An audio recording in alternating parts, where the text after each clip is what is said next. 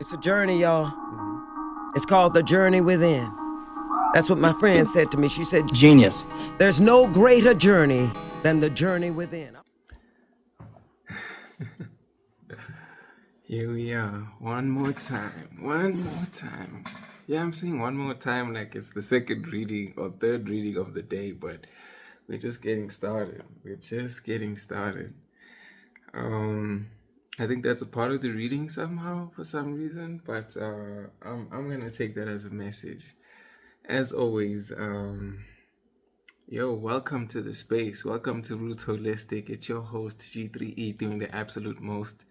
I'd just like to thank our guardians, our angels, our ancestors for wishing us well in the highest vibration of love. That's where we dwell. May this reading be swell. And let's give our enemies hell. You know, it's been a long time. It's been a long journey. Wow.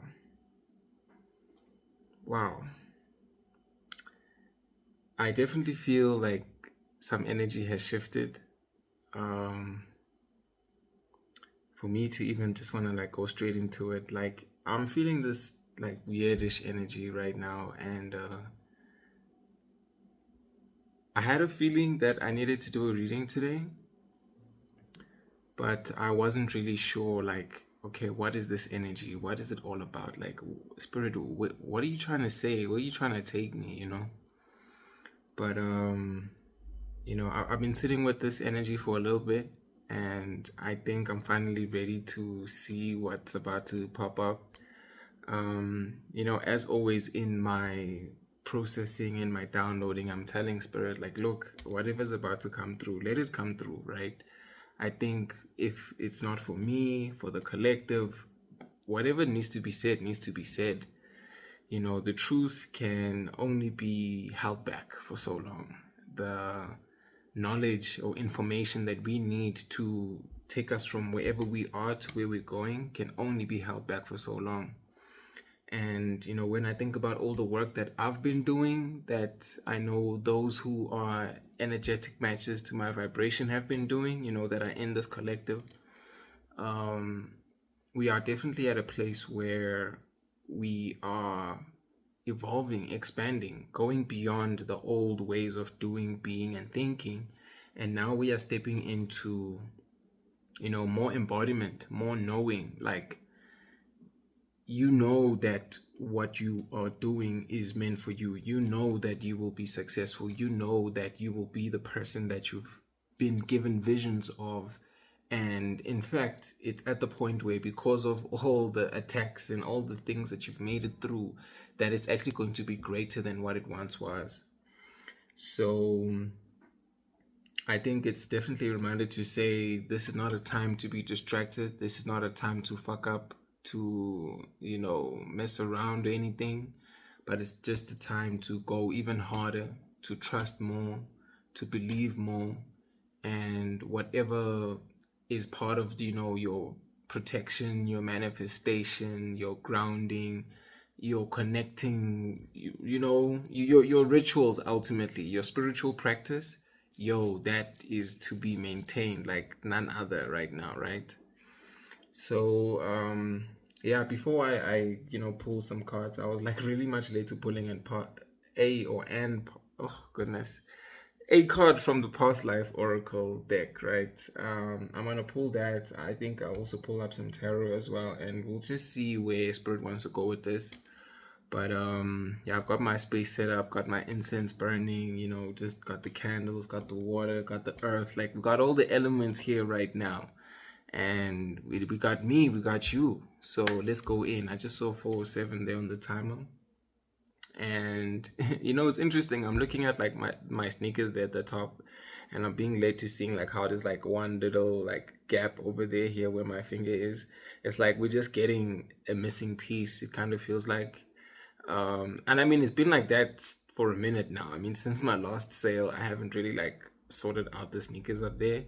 But I feel like whatever's about to come through is about to fill the gap. So I don't know if there's something about bridging, there's something about puzzle pieces, there's just something about something that's being inserted or being in like replaced even, it's like whatever was taken away is gonna be put back, but even better, stronger, like more sustainable.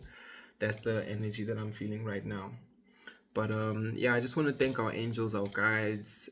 Please come through with the highest vibrational message. As you know, we're in the impact season and we're still breathing. Hey.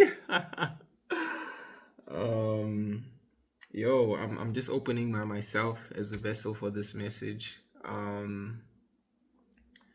And yeah, just let us be in the highest vibration. That's where we dwell, that's where we reside. um I'm thinking about pressure right now as well, and how like diamonds are put under pressure, but pressure produces the diamonds, but it's also the structure. It's also like the carbon atoms taking this shape, this new form, transform, not conforming. Of course I'm gonna rhyme, you know what it do, it's the boy. But yeah, let's go in 549. As always, I hope you're doing well. Let's see what Spirit's got for us. Archangel Michael, please protect the reading. Yeah, let's see what's cooking, man. Let's see what's cooking. So already we got 44, energetic realm, life between lives. I think all double numbers are like related to mastery, right? But yeah, we got a 44 over here.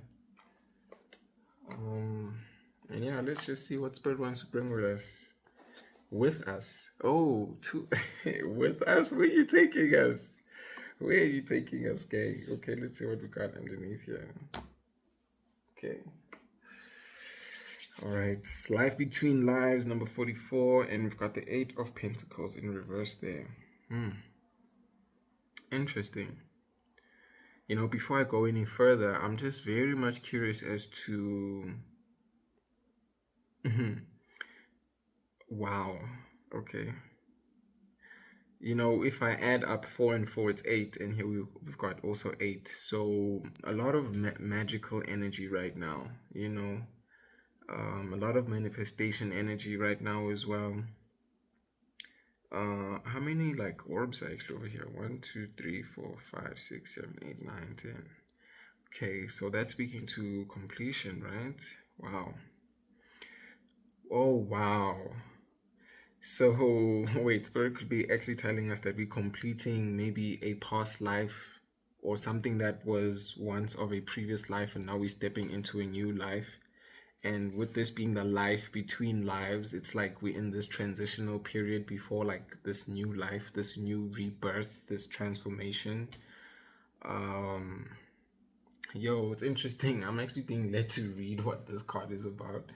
So yeah, I know I haven't shuffled. I know I just took this out, and here are the cards. I don't even know the last time I used this, but as always, I'm just trusting where this message wants to go, where Spirit wants to go. Oh wow, look at that. I opened on 43 and 44 is just the next one. So again, we in between, it was like the one just before the new one, right? So there it goes. It says, and my left ear is like starting to go off a little bit. But it says here, your spirit never dies. It moves from lifetime to lifetime with purpose and intention. Between lives, there's an infinite vibrational field that resonates with global intentions and higher purposes. And your spirit wants to be part of the action. Wow, time to move, huh? It just already kind of looks like people are like elevating, or like, when people, when they depict people who are like passing on and going on to another life, how like the soul leaves the body and it's like it's in this energetic state, like what we're seeing over here, and then it like ends up moving and going to wherever else it needs to go. So it's giving very much like ascension vibes. Like, I don't know if there's like a graduation or an acknowledgement of just who you are, like the godly essence within. That's definitely something that's coming through. And I will shuffle. I think this is just the message one without any shuffling, because I very much trust that like this is part of it for some reason, but that reason is yet to be revealed. And yeah, let's see what's up, right? So your spirit wants to be part of the action. Although you incarnate with old histories, codes, and shifts to take care of, that part of your past is not the major focus of your spirit's activity in the energetic realm. There's a deep awareness, a shift in consciousness that occurs when you fully awaken to your eternal truth. Wow. I was just saying now that like me or this collective that we're in, like all of us, we have been, elevating. We've been sticking to our spiritual practice, and I think revelations have come forward. I've been getting a lot of downloads, like things that I've been going through with a bunch of people. So I'm very interested to dive and drive deeper into this. Okay. Somebody's got a car, somebody's getting a car, or something's happening with your car. I don't know. You're going on a trip. Where you going? Spirit, where you taking us? Oh, you said you're coming with us. Okay, so we're being held ultimately. Looks like, it's like we're in this I'm getting like a boat, like, just something that's like a vessel that's holding us. But it feels like it's spirit what's holding us. It's like we're in this like bubble of sorts. Um the process of physical death actually sparks an incredible enlightenment and understanding that isn't as easily accessible in the physical world. I was about to say energetic world again. Wow. Because I mean your energy is taking new shape, new form type of a thing. The energetic realm is one of high vibration, and each soul there resonates with that same wonderful energy. In the world that many call heaven, the light of caring and compassion radiates through the motivation of each spirit. Okay, you're saying, look at this, strength and determination. Okay, well, we need strength and determination to move through. Many souls continue to communicate with their family and friends who are still on the earth plane, offering unending guidance and inspiration. Angels, ascended masters, and loving spirits who have moved on all work together to assist in the evolution of group consciousness, scientific discovery, and brilliant creative endeavors. This is the place where souls gather to discuss upcoming life choices, to decide who comes back with whom and what each shall bring to the experience. Even in life, your soul is free to move through time and space to view the future and the past. But in this heavenly realm, there is a deeper understanding of spiritual purpose and meaning. It's crazy. Like, I was getting like some thought about a soul contract. Also with me, like thinking about lives between lives. I mean, of course, we are still alive, right? But it's like once you've completed a mission or a soul contract, now you're in that like limbo or like this liminal type of space. It's like where, oh, flip.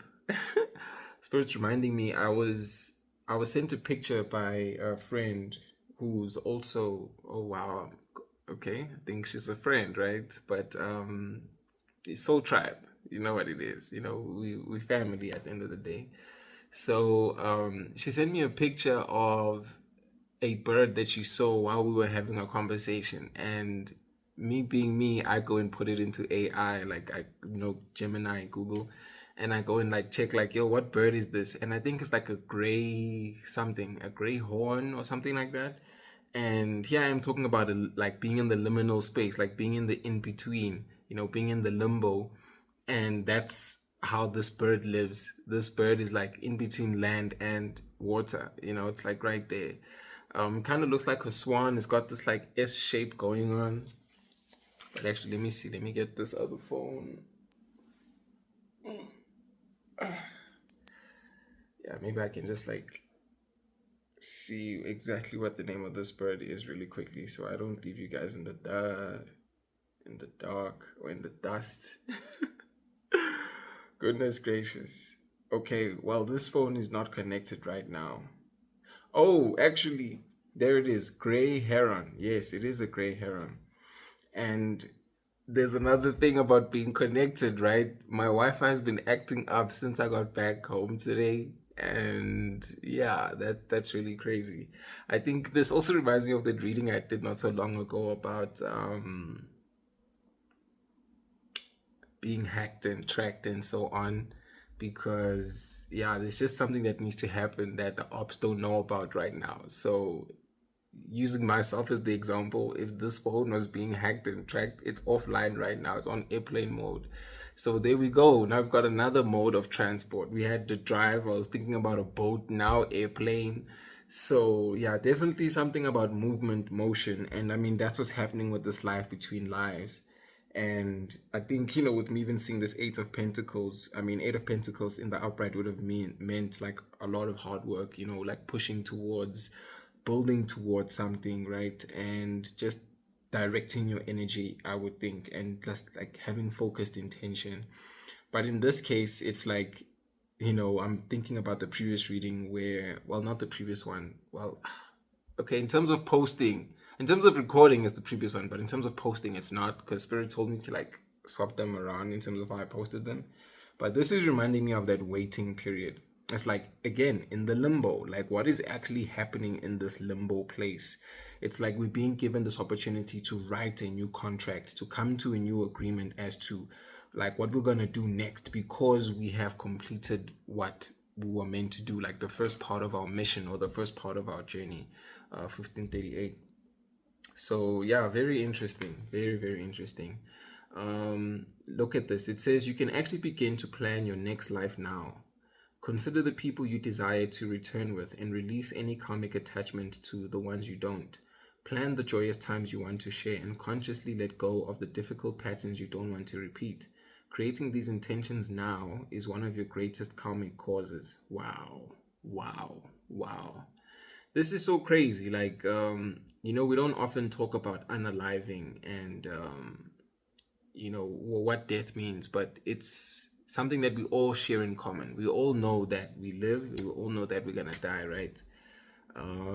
That's something we can all relate on. And our mortality makes us aware of just how, transient everything is, how fickle everything is, and how we don't really want to dwell on these small little engagements, these small little interactions or details or things that we think like mean so much, but really in the grand scheme of things, they don't mean that much at all, right? So, again, as much as, this is looking at it like life between lives, like maybe this life and the next life, you'll perish and, be born again. I'm also taking it as like we've left a previous life behind, and for the life that we are going into now, what is it that we want from that previous life that we want to bring into this new era, and what is it that we are leaving behind in that old era, because it's not going to come into what we are doing now. And it's a question of like, hey, do we want to double back? Has Spirit told us that we want to double back? Or like, what lessons do we want? What is part of our manifestation? What is part of this magic that we want to create? And I think this is very prevalent that we have this Eight of Pentacles, because it's coming through as like, a pause in the work, a pause in the movement, a pause in, just like directing our energy towards anything, knowing that we can actually like, hone it in and direct it towards ourselves. Of course, with me seeing 44 and that being reduced to 8, as well as this 8, of course, that's 8, 8. But then I counted 10 orbs over here. So in between that, it's 2, right? If we now deduct them. So with 2, I'm always thinking about balance. I'm always thinking about reciprocal energy. So in this new life, we don't want anything that's not an energetic match to us. And that's kind of from the previous reading coming into this one again. So yeah, interesting. Like here we are, all this time into the reading, and yeah, let's see what we got. Addictions, reactive behaviors, reclaiming your power. Of course, if there's any power that we gave up, or oh goodness, okay, you clearly want to be here. So if there's any power that we gave up, sometimes that power was perhaps even taken, right? But we want to just make sure that we are aware. We're saying this one. We are aware of what is ours and what we need to actually take care of, right? Okay, we good? This one as well? Okay.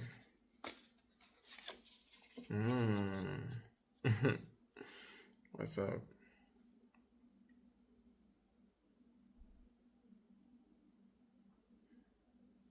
Not yet. Okay. But it's cool. I think we'll see what's happening here.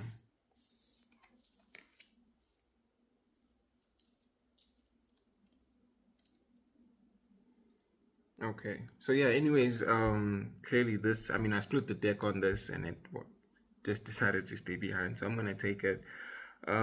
Yeah, speaking about reclaiming our power, right? I'm reminded of like how when we have like electricity outages, some people would say the power's out, and the power is never out. The power is always within us. But you know how with neuro linguistic programming, we train our minds to say and do certain things that ultimately make us even believe that, or make our minds believe that it's actually our power. So can you imagine that every time, like here in South Africa, we've had load shedding and people kept saying the power's out, how many times you were minimizing or reducing yourself? Like, that's crazy, right? Instead of saying that the electricity is out. So with you now being aware of this, even with me bringing it forward, like, yo, we are now much more aware of our words, the word power, the neuro linguistic programming. Like, what does the repetition or use of words have an impact or do to us? So we can now reclaim our power by knowing that the tongue is so powerful. The things that you say can heal, they can also hurt. The tongue is like our weapon as well, just like the mind is a weapon, just like our hands can be weapons. And what's that saying? No weapon formed against me shall prosper. So it's like, now you don't want to be your own enemy. Oh wow, I'm saying B and I'm like, I don't know if you guys can see it, but I've got a B tattoo over here. Oh yeah, there we go. I think it's showing quite nicely. And it's like got a sunflower. But it's like you don't want to be your own enemy by speaking ill on yourself. And it's giving me this thing again about programming. It's like, what ways of thinking do we have, or even habits or things that we've perhaps even defined ourselves by, that we now think of as normal or as habitual, as part of our routine. And it's even leading me to think about this reactive behaviors. Is to say, I think we all have certain triggers. And in my case, like, I'll use myself as an example. If I hear someone saying, okay, we have an electricity outage, and they say I don't have power, to me that is like a trigger, because I'm thinking, like, do you not see that you're minimizing yourself? Do you not see that, or recognize that you are giving your power away, or you're not taking, it's like, you're not taking ownership of what is yours. You're ultimately giving it away because it's so known for the world, the system, to want to like reduce us all the time and kind of make us like dumb and plain, or dumb us down, in a sense. So I think this is like, and I'm just using this as an example. I'm not saying like I'm going to be like super pissed off at people who say those things, but I'm just being led to say, like, when somebody does do something like that, if spirit leads me to correcting them, then hey, here's an opportunity to teach. Here's an opportunity for me to like teach you something about, like, yo, you can actually reclaim your power. You know what I mean? So I think this is very much speaking to triggers and the things that we give our power to. I mean, look at this table. There's like gambling, there's food, there's alcohol, and there's a woman here. So it could also be like sex. Um, these things that are on this table, even sweet treats, things that are like, maybe like you have a sweet tooth or something. But it's like these things, I'm even seeing smoking there as well. So it's like all of these things can be addictions if not done in moderation. If you drink too much, you can get drunk. If you gamble too much, you can again develop this addiction and lose your money. Or I mean, if you like the skirts, or you like the drawers, then you might just get lost in the sauce. You end up being maybe like a habitual cheater or something. And eating too much, that's like gluttony as well. So it's like us being aware of like the things that we're addicted to. um like even social media, yo, that's crazy, right? Because I think that's one of the things that is very common at this point in time. I've even been thinking about like reducing the amount of time that I spend on like YouTube, for example. I actually remember saying this in a previous reading because I knew that, you know what, me spending that time on YouTube is quote unquote the distraction, which is what I was speaking about earlier, which is preventing me from doing the things that I should be doing, that I want to be doing, and I could actually be building up towards something. So I use that as an example, but I think for someone here in this collective who's also going to get this message, these are just examples of different things that we could all be addicted to. And I think these are indications of where we've given our power away and where we need to reclaim it and take it back. For me to see this deceit, I'm taking it in two ways. One being internal and another being external. The bigger one, of course, is external, but I think because of the collective, it will apply in two different ways. One of them is that while we are dealing with our addictions, okay, Spirit saying I need to flip this one over now. Service, bring value. Okay, cool. We'll get to that. It's like while we are, oh wow, wow, and there the phone just goes off. It's like this. I was talking about being addicted to stuff, right? And there I was saying that it distracts us from the things that we need to do because ultimately what we need to do is bring value. Like a life that we live or enjoy is a life where we can add value, where 261, where we can make something better than what it once was before. I'm thinking about this energy of like I like to say that there's a situation before me and there's a situation after me. So you can think about that in your case as well to say, if there's like a crisis and your introduction to the crisis means that you added something or helped to resolve the situation, and after the fact, the crisis has like either been averted, it's no longer there, or it has less of an impact on the people that are actually involved, you know what I mean, or you've led them down the right path. It's like, what's this thing, like a crisis control team, crisis management, like, you know what I mean, like those teams that come in, sort everything out so that like just conflict crisis management. Yes, actually that's what's coming through. But I'm thinking about like Red Cross as well, how they just come in to heal people and like give all these acts of service like food, health, and all of these different things. But it's like, bringing value, bringing your energy, which is what we were seeing here with this Eight of Pentacles. It's like you can only bring something that you have. So I think this is also a reminder of like, what is our value? What is it that we have within us that we know we can actually give? Interesting. I was looking at the number 7 there with the addictions, and look at this. It's like 4, 5, 6, 7, 43 equals up to 7. And again, I'm seeing the food. So it's like when we break our addictions apart, we can actually start to see what is something that we need to be of service in. So, for example, with me thinking about the food, here's someone who has a lot of food or an excess of food, and they might be, gluttonous, right? But then now it's actually a sign that you have so much food that you can actually give. Or maybe you're meant to teach people how to cook. Maybe you're meant to open up a soup kitchen or something like that, right? But it's like the things that we are addicted to are an indication of what it is that we should be doing. So in my case, it's like, oh wow, Spirit's calling me out. You'll be getting checked today. It's like I could watch a video on YouTube. I could create one like what I'm doing right now.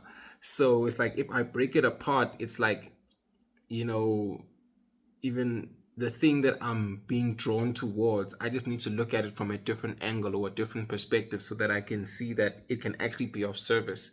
My time in the addiction or in the thing that is being done for me, you, collective, of course, is actually what could lead us to the service. And again, look at that, me like flipping them around is because of this change of view. It's to say what was given to us, our gift to the earth, because all of us have gifts. And oh wow, I'm being led to the song by Young C that I was speaking to about in the previous reading about gifts. Is like, do you use your gift for the world or do you use your gift to serve God? So it's like, again, if you can only give something that you have, we all have gifts. We can all be of service. You can give your time, your energy, your creative gifts, your mind, your whatever it is that you can give. You have this thing now, and the world will try to sway us and put us in a position where we give away our power or give away our gift or even misuse our gift. But then we are now being reminded that we actually need to understand what our gift is, break it apart, like understand the aspects of it. Like, oh, I'm at my most creative when I have brainstormed, or when my heart chakra is open, or I am able to what you call, perform my best when I've had enough hours of sleep. I am most connected when, I am very conscious of me being a clear channel, because now I've cleared my mind, my body, my spirit, changing of your diet or something like that. But you can make the best decisions. Let's say you have to think a lot, you're making a lot of decisions, but you make your best decisions when you have actually taken some time just to do a meditation or breathing or brainstorming or something like that. So it's like, once you know that you have a gift, then you start to understand how your gift works, and you don't let the world now take advantage of how your gift works or how your gift comes through. So I'm being led to something that happened to me, which I'll share as a story. I know that my gift is partly in my voice, in my speech, in the things that I say. So now, because I know that my throat chakra is like so active because of the things that I need to say, 3111, I will often be put in situations where uh, lower realm spirits, or spirits that are deceitful, you know, would want to attack my throat chakra. So, like the throat chakra, let's say it's blocked by you telling lies. And I might just end up saying something that I didn't want to say. Like, I might just, be dishonest. And I'm thinking to myself, like, that's not me. And it's something dumb. Like, it's something really stupid. Like, but at the end of the day, for the mere fact that I did it, I said it, it's like, okay, that's okay. Look at me even scratching my head. There's the confirmation with the crown.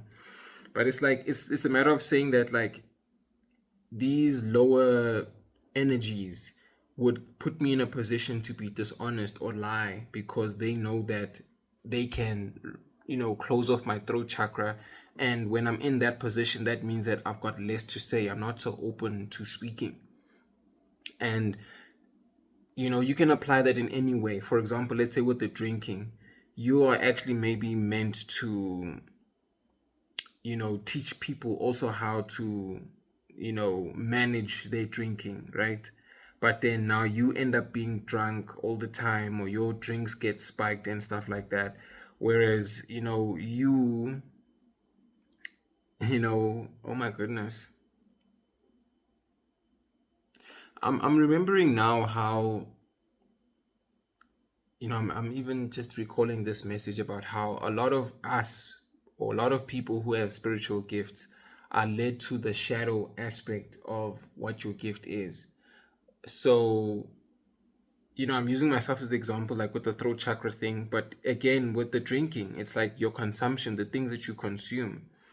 So, it could also apply again to the throat, like all over again. I mean, all of these things are things that we consume. And wow, wow.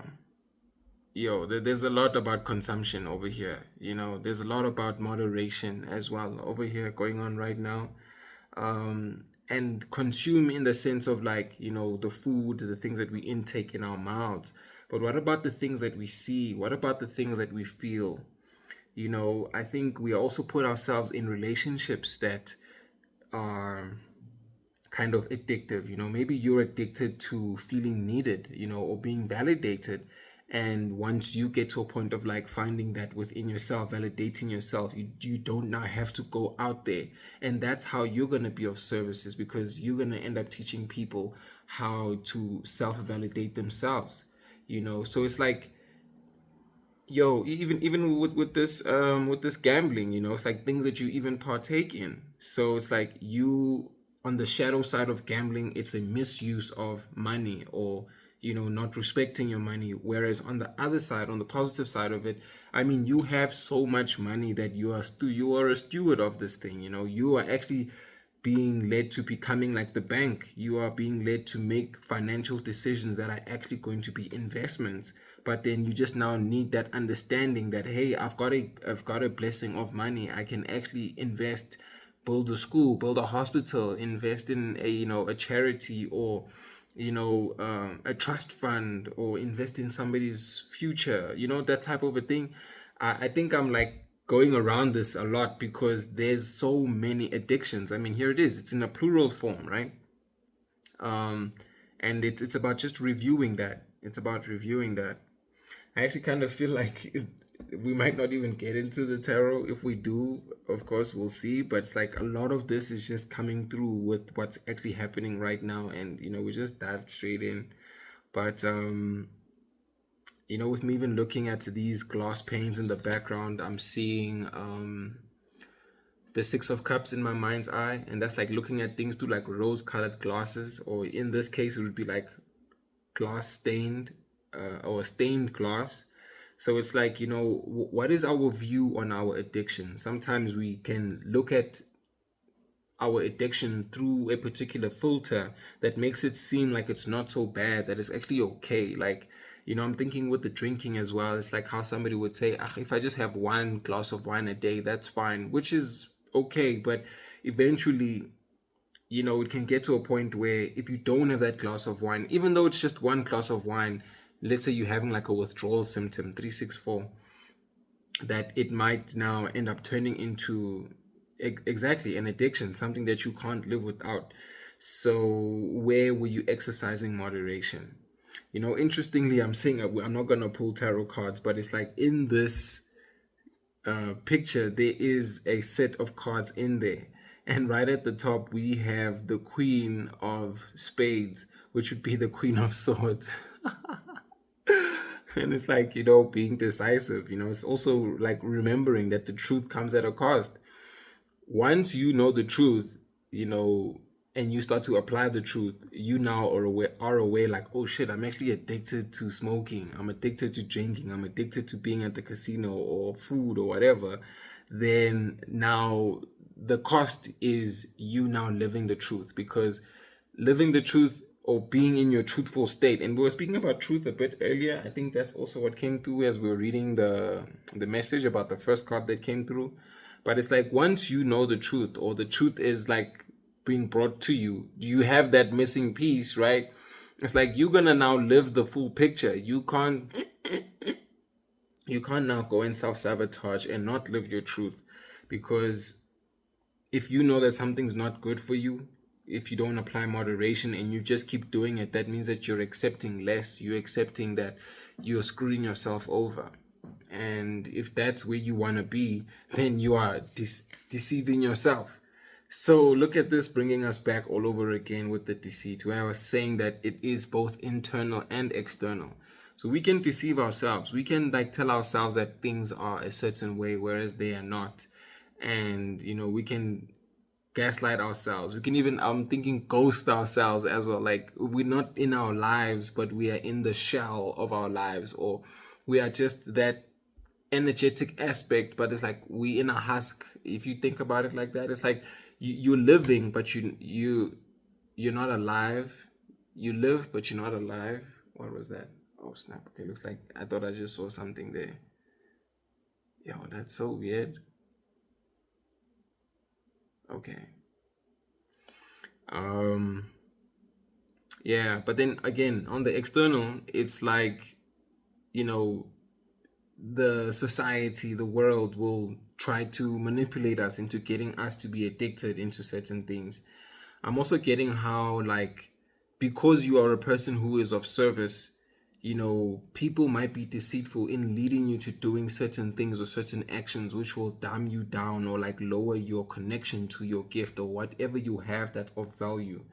So the moment you can actually understand that you are here to be of service, and you understand your gift, how it works, and how you can be of service, whether to the world, which would be the addiction, or to the divine, which would be you actually bringing value, you would then be aware of the situations, places, circumstances that are there meant to deceive you, where you actually now need to apply this level of discernment, this level of temperance. Actually, yes, that's what's coming through, like restraint, to know, like, okay, if I actually speak to this person, or if I engage with this person, this is the type of engagement or the type of situation that I'm putting myself into, and what could come about as a result of that. As I'm seeing this character here in this image with she looks like she was about to get married, and she's got a ring in her hand, and I'm just getting this image of like the wedding's about to go wrong, where what's that thing, that scene in, like, in marriages, where people speak to how if anyone doesn't want the couple to get married, they should speak up at a certain point. And then how it happens in movies and series and stuff, where people say like, no, I don't want them to get married, and that person like comes and steps forward and stuff. But ultimately they didn't believe in the union, they didn't believe in the things coming together. But in this case, I mean, it looks like this person, this lady, is the one who's questioning her own marriage, her own union, the things that she's tied to, the things that she's addicted to, because she's like, damn, am I really gonna be bound or tied to this aspect of what I was in my old life, the old way of thinking, the old way of being, the old way of doing. And it's coming through as this self-sabotage. She's betraying herself. And it's like you going with that script or that narrative. Here again, coming through with like the movies and the series, it's like a script, right? It's like a manipulation, because as a character, as an actor, you are only playing a role, you're playing a part. So these situations, these lessons, these circumstances that we find ourselves in were manipulated or orchestrated in such a way that, again, both sides, for us to learn from that divine aspect, but then also that our enemies would try to trap us again, bind us, create these snares that are going to hold us back from fully stepping into this higher version that is of service. And I mean, just look in this card, it's like, you never even know who you're helping. You just might be helping an angel, I mean, someone who you help could actually be of high stature. I'm getting King of Pentacles right now, very distinguished. And they might give you some nuggets of information, or just see you being of service, and they are cloaked. You don't even know who they are. It's like how rich people sometimes are, live below their means, or like maybe are quite frugal. And as soon as they see you being of service and giving, and seeing that you're letting love lead, you're operating from your heart, that they feel that you are deserving of a blessing. And then all of a sudden it's like, oh wow, you just got blessed with like a life-changing amount of money, or life-changing opportunity, or something of that sort, because you didn't judge them, you didn't like treat them any differently just because of how they appeared. And I think that again is the test, right? These are these situations that are being brought to us, is to say, here's the energy of deceit.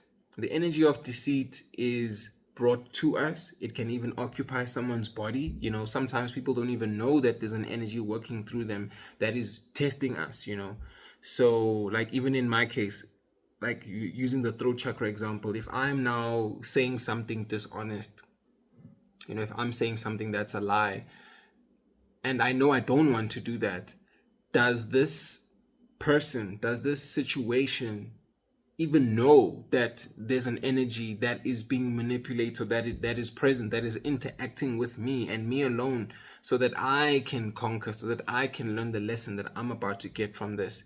Whereas, we can look at it as it's the place that's wrong, like, oh, it's that friend, it's that partner, it's that colleague, it's that work environment, it's that school, anything about the pentacles, right? It's that energy that's wrong. it's these tangible things that are wrong, but we need to now start looking at how it's actually the energy that's being presented to us. And even if it is an energy of deceit, we have the ability to work with these energies. I make this example oftentimes where I say I aim to be peaceful. And because I aim to be peaceful, the world divine presents me with war, because that is like the perfect opportunity for me to be in the heat of the storm, in the heat of the battle, and be peaceful in that, turmoil. Because if I want to be peaceful, where is the peace going to be like cultivated, type of a thing? So we have these gifts. We have the gifts in whichever way. So it's like you are, yo, Spirit is using me in so many of these examples. Wow. Wow. I think my story is gonna like change people's lives for some reason. And Spirit's like, no, tell them, use yourself, put yourself as the example here. So it's like in my case, I'll be of service, let's say in my music, right? Where me knowing that I want to get better at recording, making beats, running a studio session, I would open myself up to working with other artists so that I not only know how I work when I'm on my own, because I can make a full song by myself from start to finish, right? Make my own beat, record myself, mix and master myself, like literally put it out myself, and I don't need anybody like to do the whole thing. It's just me and Spirit, like, channeling the messages and whatever. But me being of service and like working with other people would mean that I get to understand other people's ways of writing, creating, drawing, you know what I mean? That type of a thing. So it's like we'll be put into these situations where our gifts are ultimately cultivated. So, I mean, if you are, again, using this example about the money and the addictions, like, being somebody who's, let's say, venture capitalist. I was about to say venture capitalist versus somebody who's, addicted to gambling. You are now being presented with the casino as an opportunity to say, can you exercise restraint? Because now here's the environment where your money budgeting and decisiveness is actually being cultivated to see, like, okay, can you exercise some level of restraint in that situation? So even with food, it's like, that you've had your fill for the day, but then somebody now just like brings you a cookie, or like, brings you a chocolate, and you've had a chocolate already, but you're thinking like, oh shit, I love chocolate, let me just have one more, let me just taste one more. Or you know what I mean? It's even with a drink, like, you've got a limit, you've got a threshold. Like after a certain number of drinks, like, now you're tipsy or drunk, but you want to stay within your limits. But now, because now you're in the party, now you're inside the party, and now you're being tested to see, like, okay, can you actually handle the things that you are meant to be the steward of, or the things that you are meant to control, that you have to like have in your power, in your strength, because these things could actually minimize you. So, whenever we are in these situations, there is like that liminal space, or that moment in between where it's like you realize, okay, I'm in this moment, this is happening. And, between the thought being planted and you making the decision, that moment in between, like, how are we speaking to ourselves in that moment? Are we being truthful, or are we being deceitful? And I think this is actually what's being brought forward right now, especially with it being the card in the middle. It's like, let's focus on this energies to say, like, how are we actually speaking to ourselves? What is this neuro-linguistic programming? What are we training our minds to believe? What evidence are we creating for ourselves to believe? Because just like this woman here, she led herself to believing that, like, hey, this could have actually been the greatest partner. But now she's literally about to get married. She's literally one step away from committing or making the decision that would be hard to come back from. And she's realizing, like, oh shit, I've actually been perpetuating the wrong negative, the wrong narrative. But perpetuating the negative, ultimately, kind of gaslighting herself into believing, like, maybe that person's gonna change, maybe I'll love them more, maybe this will actually suit me better. But what is that? What is that? That's crazy. I'm even thinking about how, like, on the back of this t-shirt that I'm wearing right now, like, yeah, you can probably see it. There's like a rose, and a rose is beautiful, right? But then it also has thorns. So can we again be balanced in our approach? And there we go with the 1-1, right? With the caretaker, and of course, one and one together is two. So it's like you can be both, uh like, compassionate, right? But then you can also be stern when you need to be. So it's like being balanced in your masculine and your feminine. I mean, that's what's happening here on the table. I like to make things balanced here, right? Not 100%, but an element of balance, because I feel like there are moments where you need to be a little bit more in your masculine, a little bit more in your feminine, or swap it around, a little bit more in the dark, a little bit more in the light, more in the yin or more in the yang, right? But you being aware that there are constantly things that are trying to take us, like, off balance, like all the way, like tip the scales. It's like your balance is never, well, I wouldn't say never, but like it's your our balance is often never, oh goodness, there I am saying never, but it's often times where our balance is actually 100% balanced, actually 50-50. It's always, in flux. It's always in motion, right? And we can maintain that 50-50 for a certain amount of time, but there will be moments where it kind of like is like 49-51, or you get what I'm saying.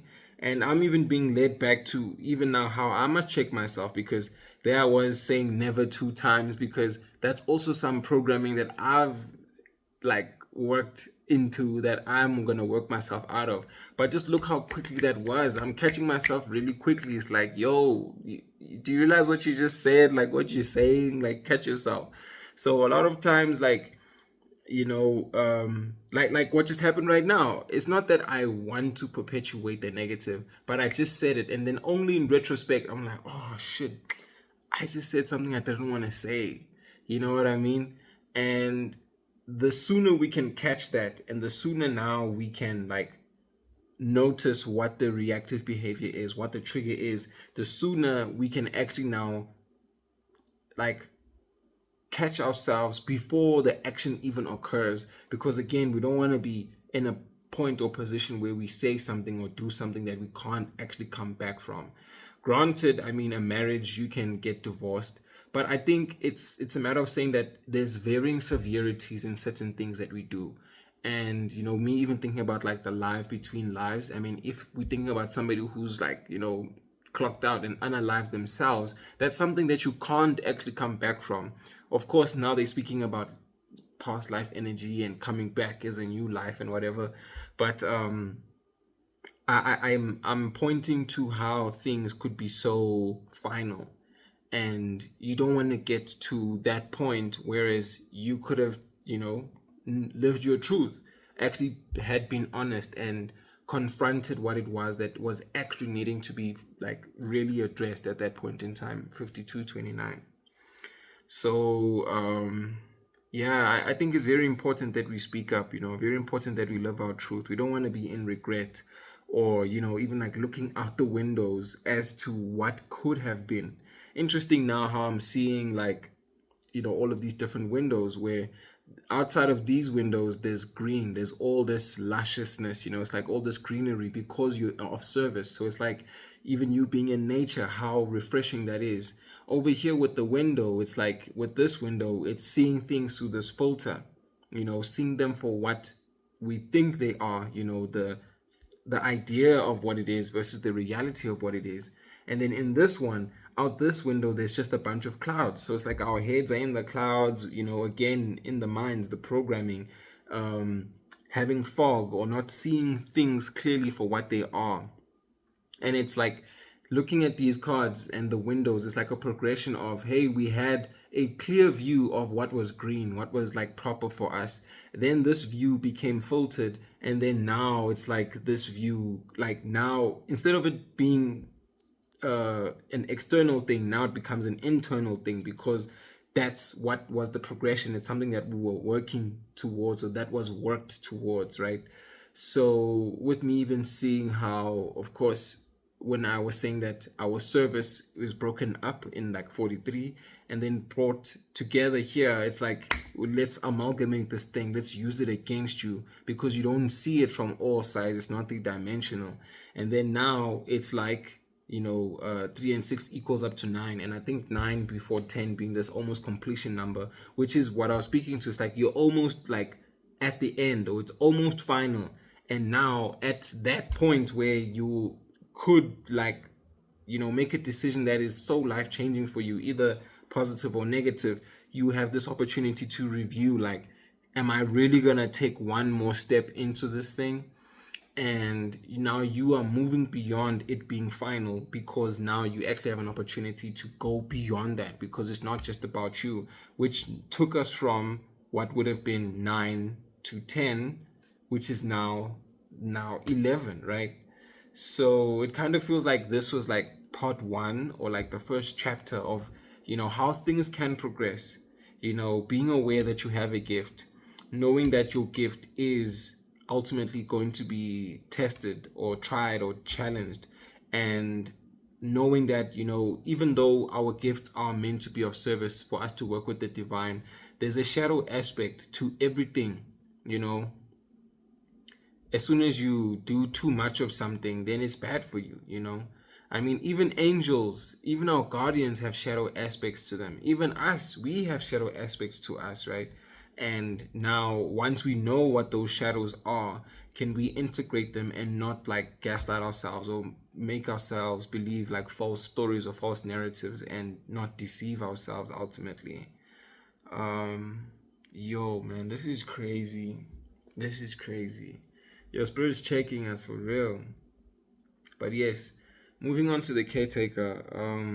I was speaking to her like how things were coming into balance, and one. So it's like, two structures, two buildings. Thinking about how on the sides of the table I actually have a selenite and a quartz as well. And it's like here are the two wands and the two wands as well, right?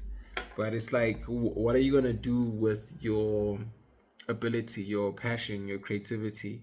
If it's like you also being in a relationship, it's like you have this desire to be in it, and they also have a desire to be in it. So it's reciprocal, it matches.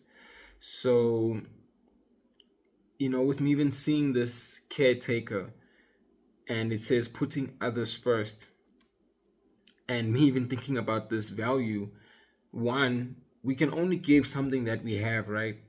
But then also, how do you take care of somebody else if you can't take care of yourself?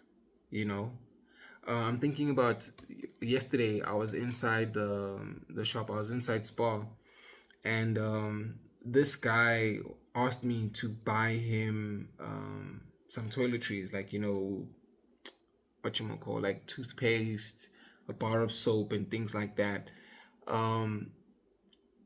And I can use that as an example to say, because I already have those things, because I've already taken care of myself, now I can actually take care of somebody else. But now, can you imagine that like somebody's asking me to give them toiletries or things to help take care of them, but I'm not taking care of myself? He might not have even asked me for those things, because he's going to be like, here's this scrawny, dirty looking person, and I'm going to ask them for soap and toothpaste, whereas their teeth unbrushed, or they smelling dirty, because they probably needed more than I do, type of a thing, or that more than they would. So I think it's interesting how this is like connecting to the first card, and me even thinking about it being another chapter to say like, people see what our gift is, people see what our value is, people see what it is that we have of value, even though like we are going through these addictions and deceits, right? While we might not have a full understanding of the tests and the understanding of what our gift is and how it works, people can sense our energy, and they will take advantage of us, because we are none the wiser. We don't know truly and fully what it is that makes us who we are. So they like, I see you. You are a problem solver, or you are a giver, you are a lover. And because you've got so much to give and you don't see that it's like something that can be taken advantage of, I might as well just take it for myself.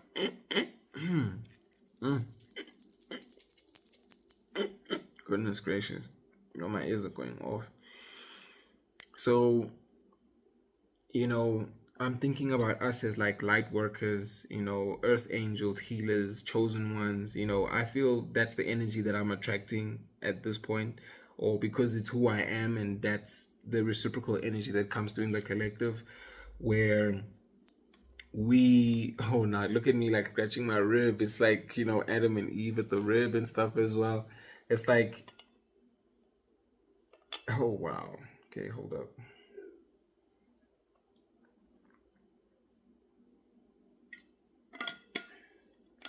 Okay, we're gonna get back to the rib. I think there's something about other people because Adam, rib, Eve, you know what I mean? But let me finish this first thought. This neuro expansive nature that I have, it's just like just jumping from thought to thought. But where are we? 59, 56. Oh, there we go, 5596, and it's like flipped all the way around. But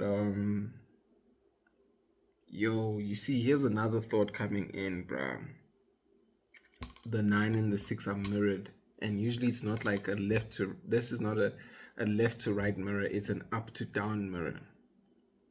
Man, there's like, okay, there's a lot happening right now, goodness.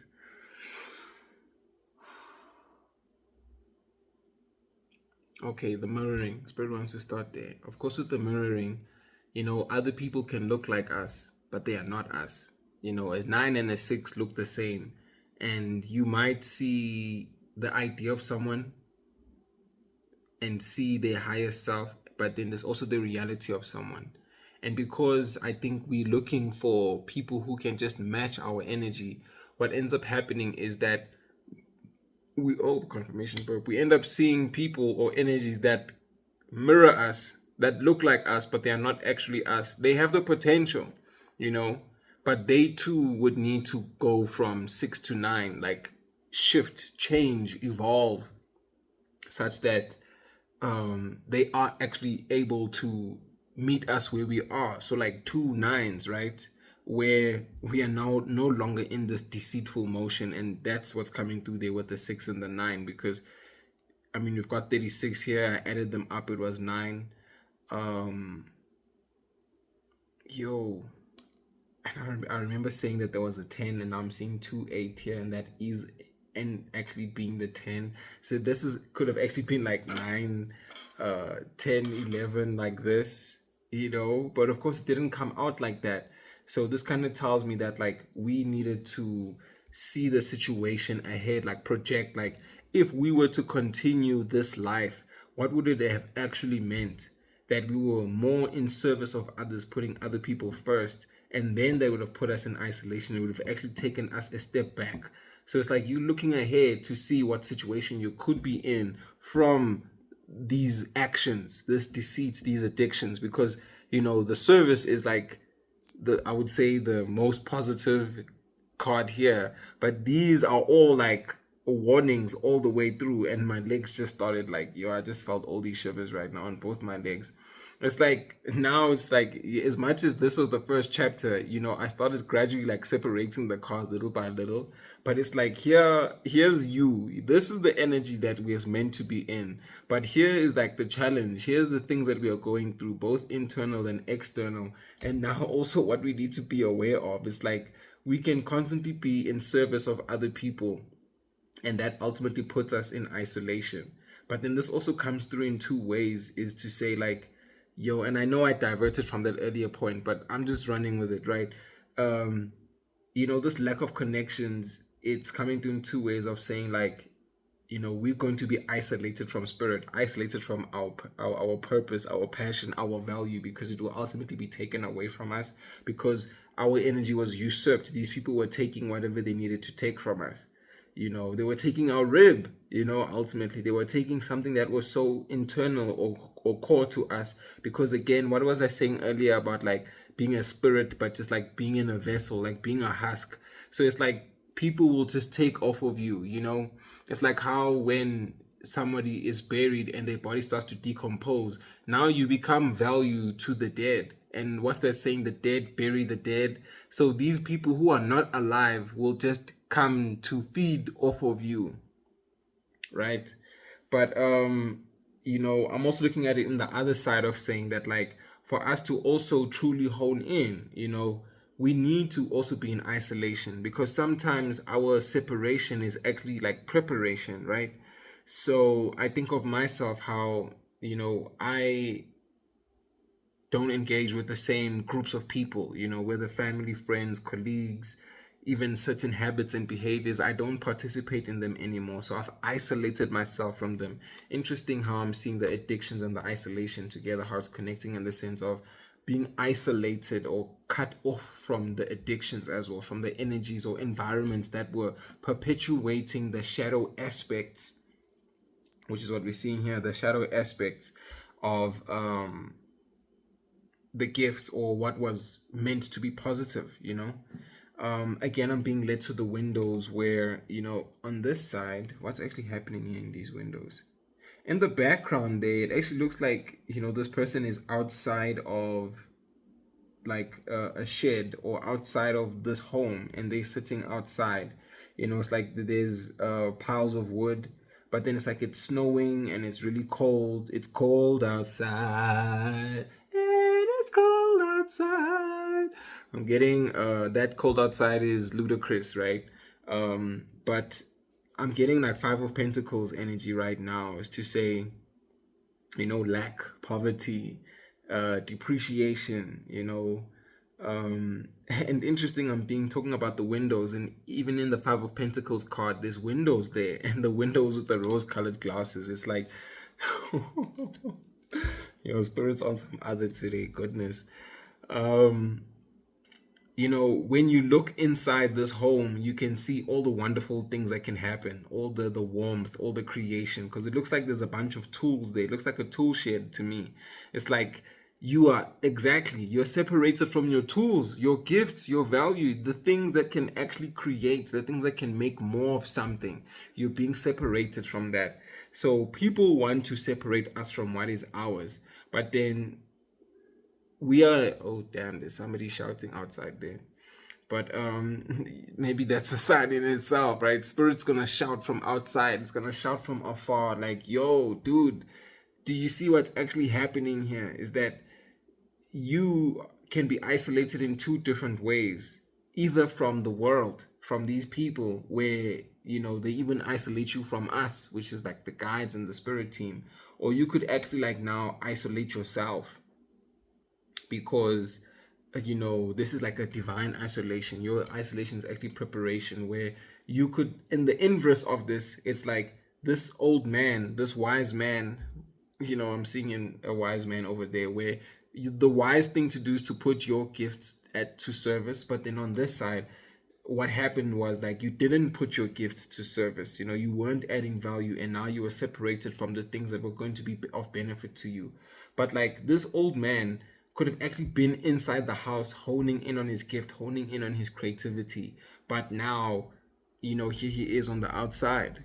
It's interesting, when I looked at this service card, I was actually looking at it like this lady here is the one giving him the food, but it could actually be the other way around. It's like you never know what it is that you are going to give, because we have different gifts, right? It's like what was of service to her could have been his words or his presence, and what is of service to him could be this plate of food. I mean, she could be dressed in this way, and let's say, for example, she was in this kitchen and she was giving people food all this time, and then at the end of like feeding all the people, she hadn't even eaten herself, but then there was this one person who got food and decided to give her some food in return. You know what I mean?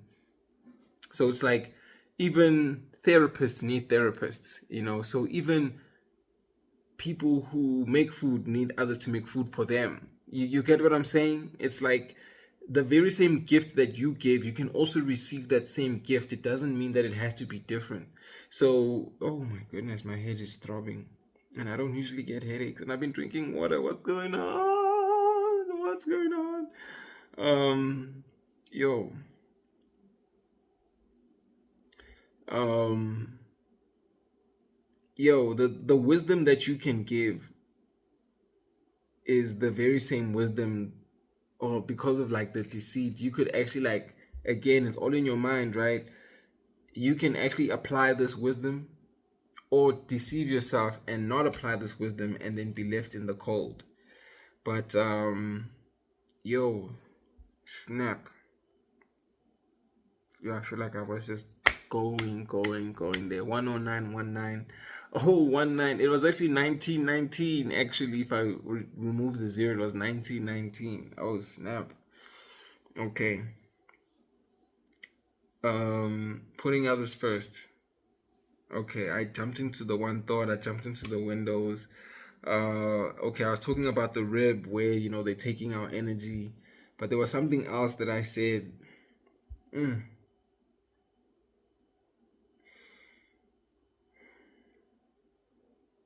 Giving something that we have, people seeing what we have and then wanting to take it for themselves.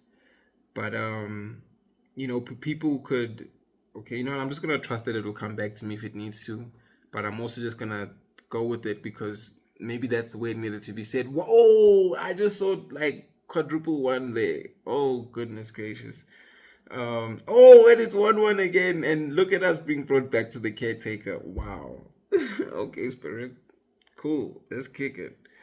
um you know what, guys, we can only take care of people, situations, our finances, once we are able to take care of ourselves. We can fully take care of our guides, our gifts, once we gift ourselves. Like, this boy is being read a bedtime story. And again, we were talking about the stories that we tell ourselves. Are we giving ourselves enough rest? Because if we don't, then if we keep, again, deceit, if we deceive ourselves, this energy is strong, bro. Like, for it to be in the middle right here, but also getting these different chapters and versions and different things.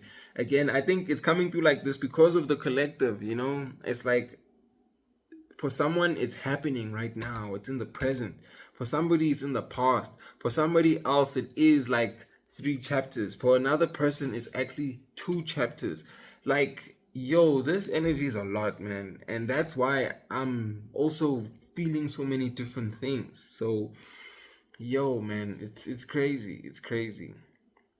I can definitely relate to it in some parts, and I think that's why I even used myself as an example. But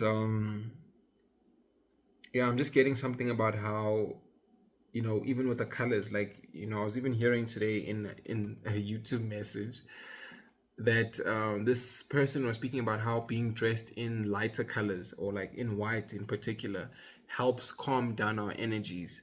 So, something that I did as well, like, just intuitively, I changed my bed sheets and they're all white. And yo, I like had the night, the night that I changed my bed sheets to white sheets, I'm hearing my alarm going off. It's time to go to bed. 1 1 2 2 2. The night that I changed my bed sheets, I had like the most peaceful sleep. And then, for me to like hear, this is actually the second message I'm hearing about the color white and how peaceful it is. So I'm thinking like, oh snap, white bed sheets, white clothes. Like, listen, we are like angels, right? At this point, if you want to think about it like that. But it's a matter of saying like, we are lightening the load, because even energetically, it's a frequency. We just like being light to ourselves. We're taking care of ourselves. So look at her here, and that's exactly what's also happening in this card, is what Spirit is showing me. Because look here, this white bed sheets, she's dressed in white. So because she's now embodied this calm and peaceful energy, she's able to create the environment for someone else who's of a different energy. Because blue is also calm and peaceful, but now this caretaker, because she's able to put this little boy or this little child first, she now was able to create the environment for this peace, for this calmness. And that became so because she embodied peace and calmness and lightness, and now she can create it for other people. you know and healers must heal so that they can heal others.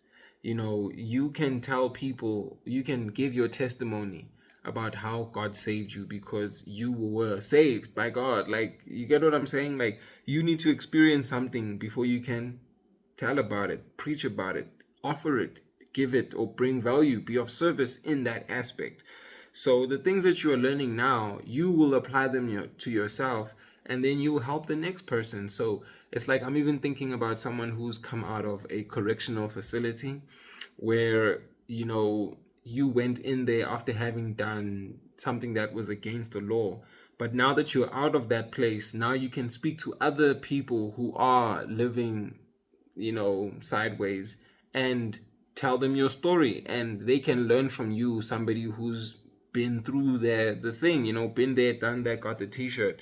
So because you've had the experience, now you can teach from your experience. Now you can actually, I'm looking at caretaker as like two different things, because now you have the care. Now it can be these nuggets that others can take.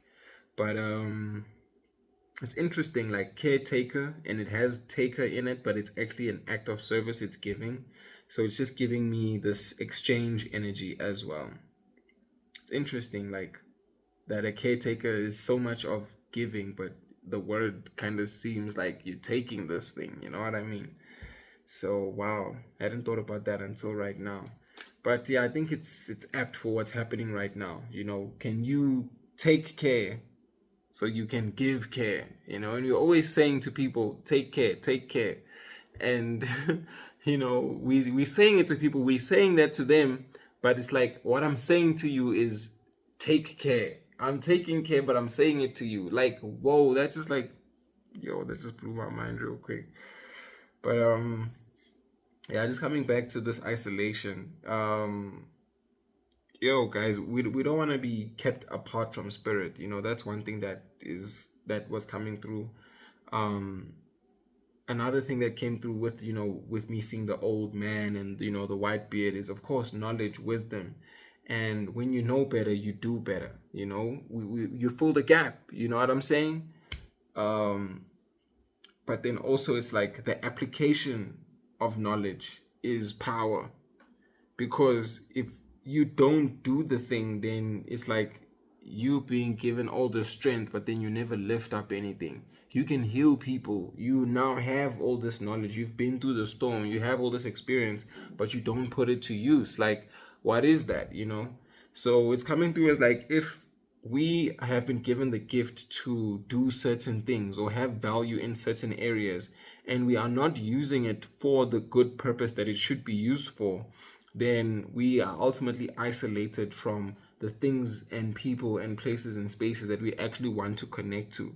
So like, there you are asking yourself, like, why haven't I, gotten my partner yet? Why don't I have, the abundance and the riches that I want to have yet? But then, you need to flip that and think about, like, where can I actually be of service? What is actually holding me back from being of service? And the moment that you are of service, now it's like everything actually like goes in reverse, where you were of service or you were in isolation. And then now, because you are of service, you're now being aware of the things that were deceitful. You are now in control of the things that were addicting you. And now you've fully embodied this thing, it's like, it's a way of being. You've fully integrated it, because the wisdom kept them outside and, away from their creativity, away from this collaboration. I'm seeing Three of Pentacles now to a place of reciprocal energies, working with other people. And, with me even saying Three of Pentacles, look, there are three people in this card. So it's really much about this collaboration, about being able to take instruction and putting it to work. Because even in the Three of Pentacles, it's like you're seeing an image of someone who is like an architect or like a builder, and then he's being told by these other two people, like the architects, like, hey, here are the plans, these are the things that we need to do.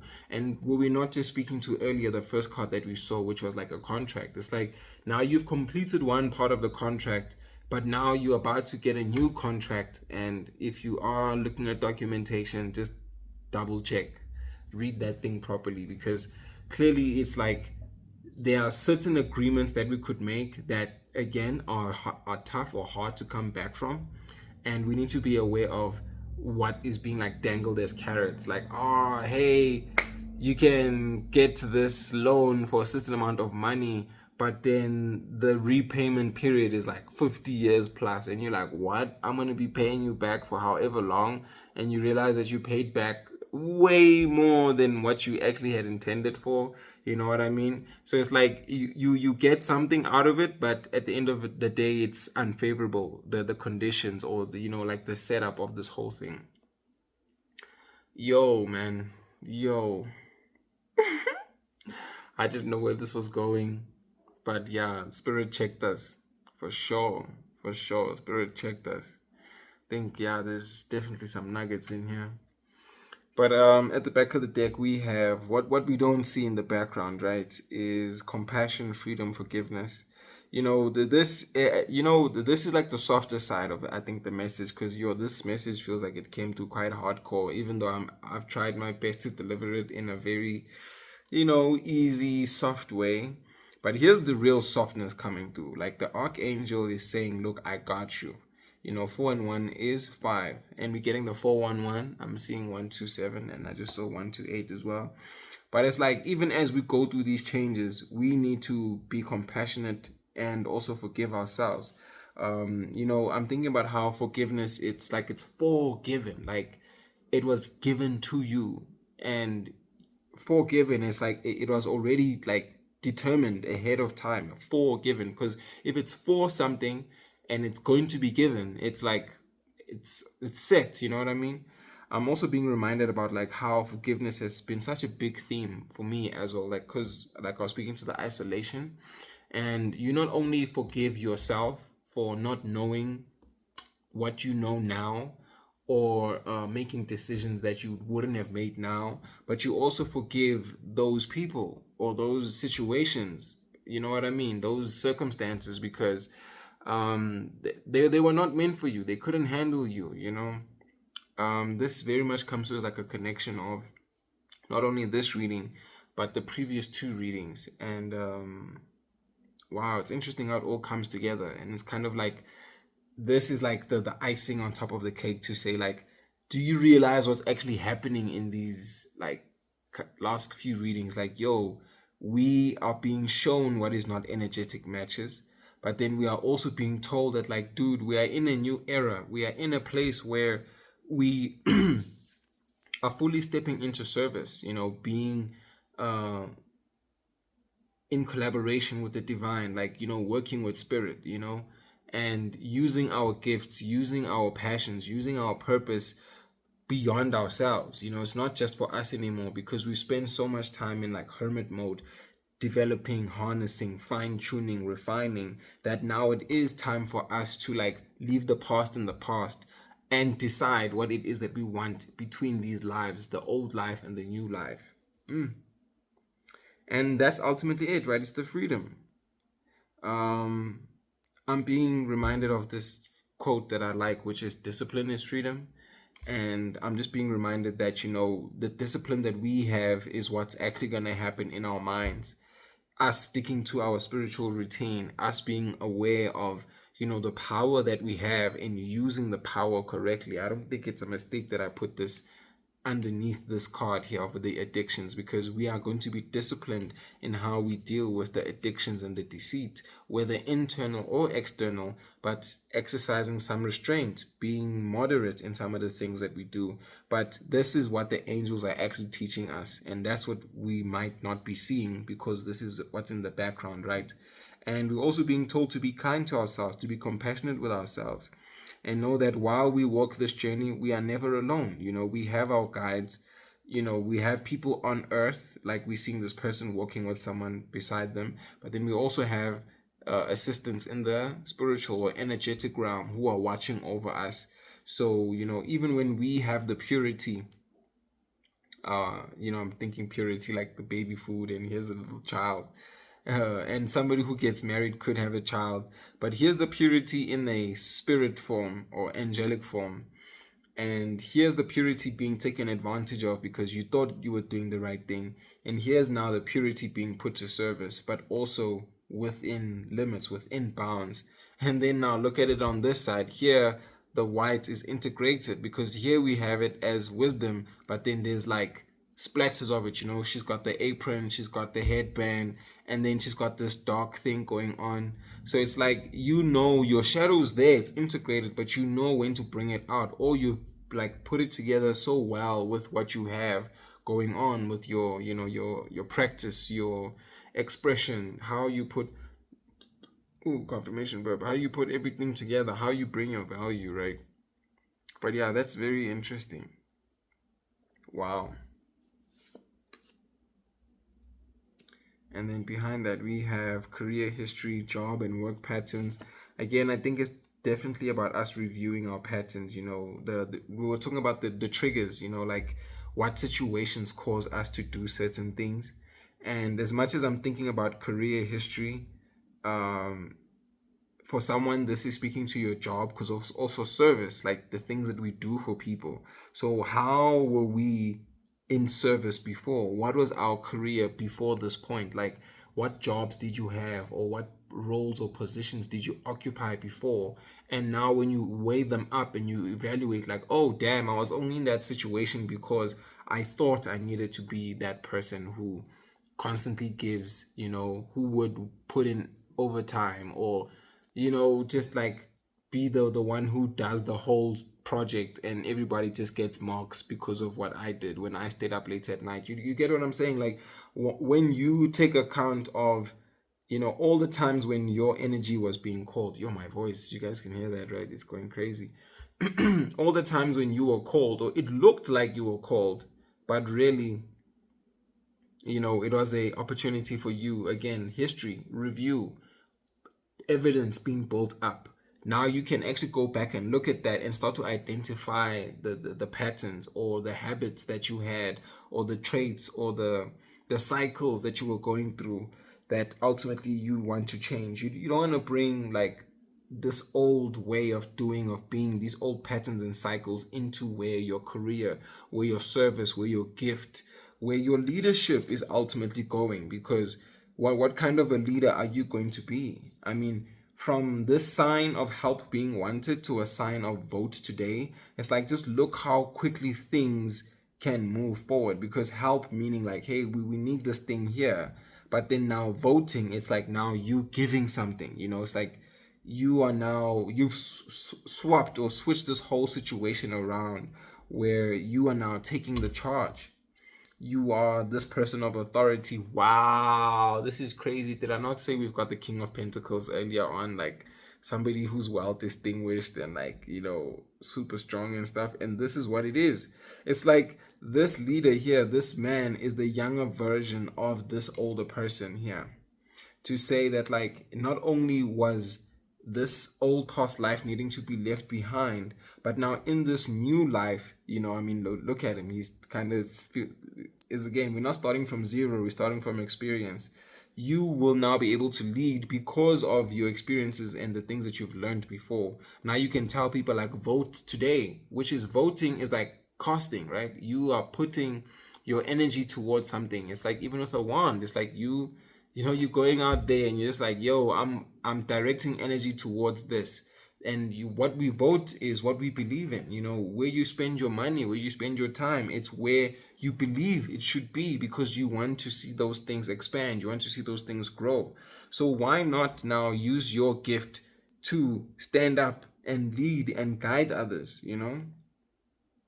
Clear through the fog. It looks like there's actually like smoke here around this podium, but then again, it's like, being on stage, and it's like, oh, is it actually all these cars that have that? Okay, it's interesting. Oh, flip. I just got like a bunch of shivers there.